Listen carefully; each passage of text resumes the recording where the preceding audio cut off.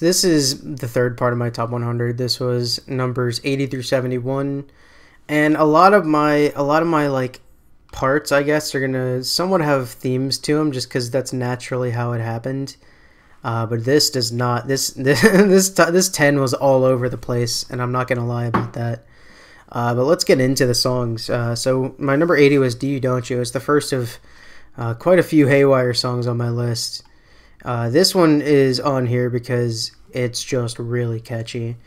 As far as production, Haywire has definitely done better. I'm not going to deny that. But pretty much everything about this song is great. It's clean, it's something easy and happy to listen to, and I'm not going to complain. It's one of those songs I don't have as much to talk about, but that's just because everything's clean. My number 79 is "Sugar Rush" by Pixel. Sugar Rush was higher in my original top 100, just like "Do You Don't You" was. This one didn't really fall for any particular reason. It's just, I don't know, I guess I prefer some of Pixel's other stuff. As far as his like heavy electro though, this is about as good as it gets. The bass on the drop is incredible, and it holds up now, which is pretty nice. The whole sort of vibe this song goes for is a vibe that could have easily gone really wrong or just weird, but instead Pixel did a really good job of making it a concise song. So like, I'm not gonna really say anything about other than that. I think it's a good song. Number 78 is "Telling Me" by Coven. If I would have done this at the end of 2016, this probably would have been like top 20 or top 30 on the entire label. Obviously, I've cooled off on it since then, but still, it's Coven's representation in the top 100, so there you go. Something had to be there. It's not their best song, still, in my opinion. Like, if "Final Call" was a Monstercat song, it'd probably be top 25 here. But as far as a melodic dubstep, it's hard to get too much better than this. It's pretty basic, but again, basic's not always bad. My number 77 is "Fire Away" by Fractal featuring Danica Nadeau. Off the top of my head, this might be the only Danica Nadeau song on the entire top 100. Not sure. Oh, yeah, I am sure it's wrong.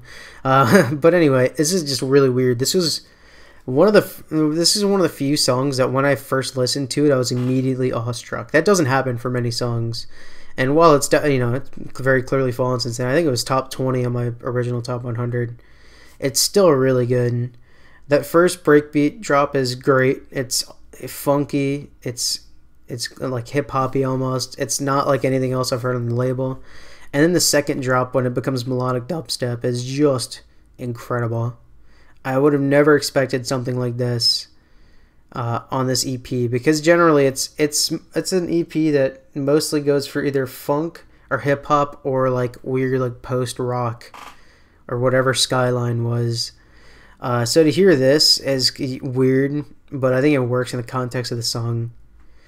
My number 76 is "Evolution" by Mr. Fiji Ouija. I'm going to guess this is probably going to be one of the most WTF placements on this entire top 100, because I'm going to assume that like hardly anyone watching this was going to figure "Evolution" was going to be on the top 100.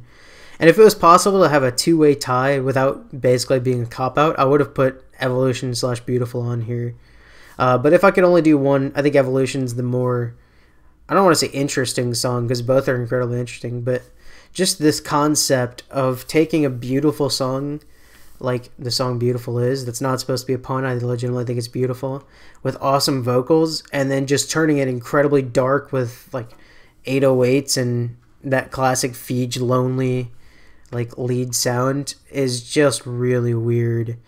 And overall, I think it makes a song that's well worthy of the top 100.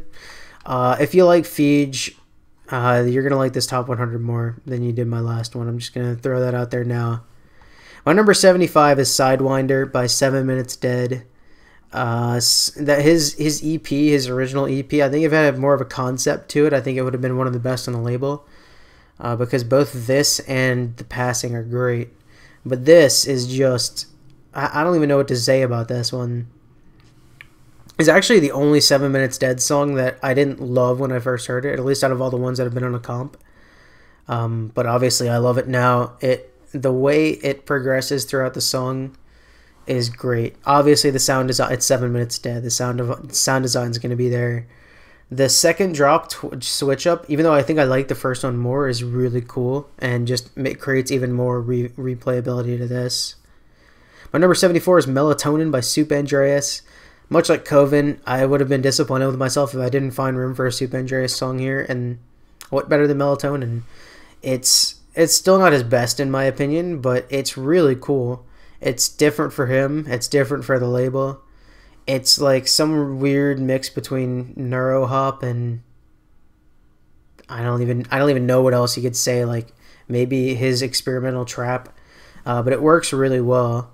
I know a lot of people complain about the sort of repetition of that 8-bit sample, but other than that, even that I don't think is bad. Other than that, everything's perfect. The drop is great. It's just really dark and cool. My number 73 is Rare by Going Quantum and Psychic Type. If I really want to hear more from Psychic Type, I don't think he's released since Rare, which is a damn shame because everything he touches turns to golden. I don't even know what to say about it besides the fact that the second drop is just totally bonkers. I don't know how much Going Quantum contributed into this. I'm sure he contributed quite a bit.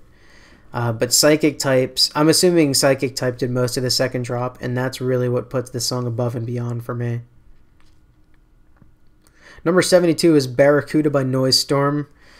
All day jokes aside, this is a banger. The intro is phenomenal. It's one of the best intros I've ever heard. It's one of the few songs where I think the intro actually carries more energy than the drops do. I know Bad Pitched is another example of that. But both drops are the same, which kind of sucks, but it's totally made up for by that outro. The way Noise Storm structures his song makes it so that if he has a killer intro and a killer outro, it makes up for the fact that the midsections are generally not good. But this song also has a killer midsection. It's not often that you see that from Noise Storm, but this song's midsection is crazy. It's euphoric, it's melodic, and it's one of the coolest examples of this kind of midsection on the entire label. And my number 71 is Endgame by Muzzy. I had to make room for it somewhere. I feel like I constantly underrate it, and I'm probably still underrating it here because it's a one hell of a journey. You know, you go from this dire drop in the first drop, just like really dark, to a sort of panicked second drop, and then an almost euphoric third drop. Muzzy does a great job of telling a story here. He has a little excerpt of speech, but other than that, he doesn't use proper vocals. He mostly does it through sound design and through making 3 different drops. And overall, this is just, that's the epitome of a Muzzy epic. It's had to be on my list somewhere. I couldn't put it too high just because I'm gonna have a lot of Muzzy on here, I promise you. But it had to be somewhere, and I figure this is a pretty good place for it.